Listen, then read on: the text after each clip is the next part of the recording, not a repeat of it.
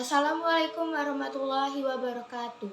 Perkenalkan, nama saya Mutiara Cipta dari kelas 94 nomor absen 10. Di sini saya akan menjelaskan tentang materi lompat jauh. Seperti yang kita ketahui bahwa atletik merupakan induk dari segala cabang olahraga. Salah satunya adalah cabang olahraga lompat. Lompat adalah istilah yang digunakan dalam cabang olahraga atletik, yaitu melakukan tolakan dengan satu kaki. Lompat pun terbagi menjadi 4 macam, yaitu lompat jauh, lompat tinggi, lompat jangkit, dan lompat tinggi gala. Hari ini kita akan membahas materi lompat jauh. Sebelum itu kita harus mengetahui terlebih dahulu pengertian dari lompat jauh.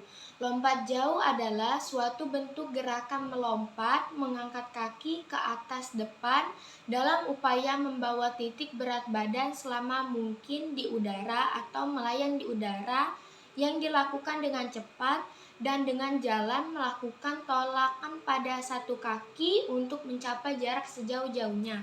Lompat jauh merupakan nomor atletik yang dilombakan untuk putra maupun putri. Indonesia olahraga ini dikompetisikan dalam kejuaraan nasional, pekan olahraga nasional hingga pekan olahraga pelajar nasional. Lompat jauh pun memiliki tujuan.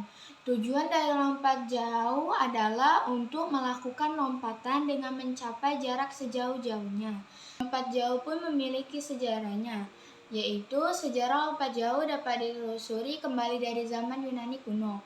Nomor tersebut pertama kali menjadi salah satu kompetisi dalam pentathlon di Olimpiade kuno. Menurut jurnal yang dirilis oleh Thomas Deacon Academy, lompat jauh lahir karena mencerminkan kebiasaan peradaban kuno menyeberangi rintangan seperti sungai dan jurang. Di masa lalu, atlet hanya diperbolehkan melakukan start lari singkat. Selain itu, atlet harus membawa beban di masing-masing tangan yang disebut dengan halteres dengan beban antara 1 dan 4,5 kg. Bobot ini diayunkan ke depan saat atlet melompat. Untuk melakukannya meningkatkan momentum. Lompat jauh pertama kali diperlombakan oleh Olimpiade sejak 1896. Namun saat itu hanya kategori putra yang digelar.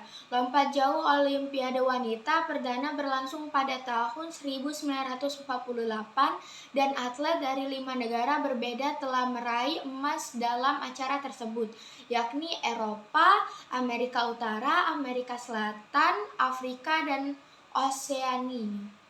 Selanjutnya kita akan membahas peraturan-peraturan yang terdapat dalam materi lompat jauh. Yang pertama, lintasan awalan lompat jauh lebar minimum 1,22 meter dan panjang 45 meter. Yang kedua, panjang papan tolakan 1,22, lebar 20 cm dan tebal 10 cm.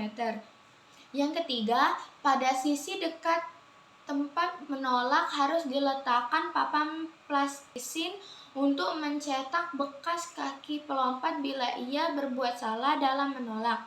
Papan tolakan harus dicat putih dan harus datar dengan tanah dan harus ditanam sekurang-kurangnya 1 meter dari tepi depan bak pasir pendaratan. Yang keempat, lebar tempat pendaratan minimum 2,75 meter, jarak antara garis tolakan sampai akhir tempat lompatan minimal 10 meter. Yang kelima, permukaan pasir di dalam tempat pendaratan harus sama tinggi atau datar dengan sisi atas papan tolakan. Yang keenam, bila peserta perlombaan lebih dari 8 orang, setiap peserta diperbolehkan melompat 3 kali giliran dan 8 pelompat dengan lompatan terbaik dapat melompat 3 kali lagi untuk menentukan pemenang. Apabila peserta hanya 8 orang atau kurang, semua peserta harus melompat 6 kali giliran. Semua lompatan diukur dari titik bekas terdekat di bak pasir atau pendaratan yang dibuat oleh setiap bagian badan ke garis tolakan dalam posisi siku-siku terhadap garis tolakan tersebut. Peserta diberi waktu 1 giliran lompat hanya selama 1,5 menit.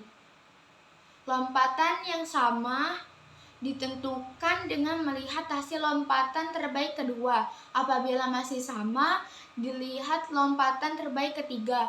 Bila masih sama, dilihat lompatan terbaik keempat dan seterusnya, sampai diketahui pemenangnya. Kemudian, sarana dan prasarana untuk lompat jauh. Ada beberapa sarana dan prasarana lompat jauh yang harus dipersiapkan.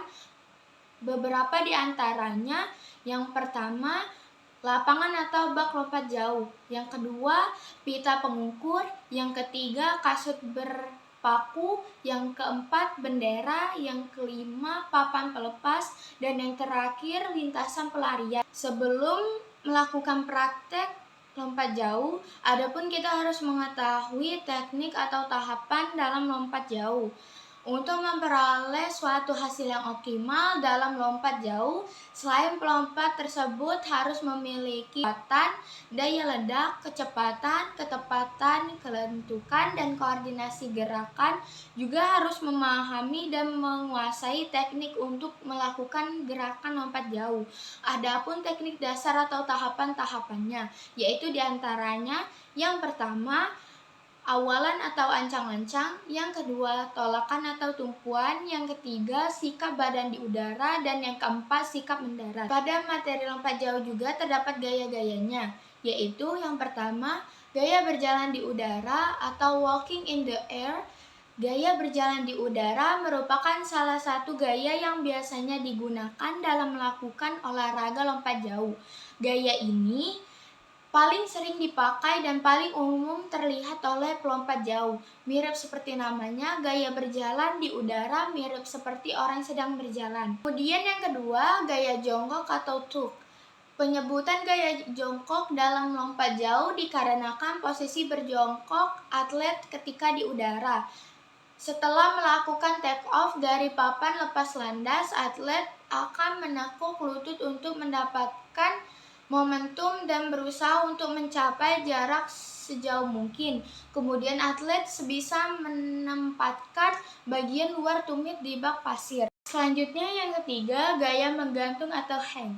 Gaya menggantung biasanya disebut sebagai gaya yang paling keren dalam lompat jauh.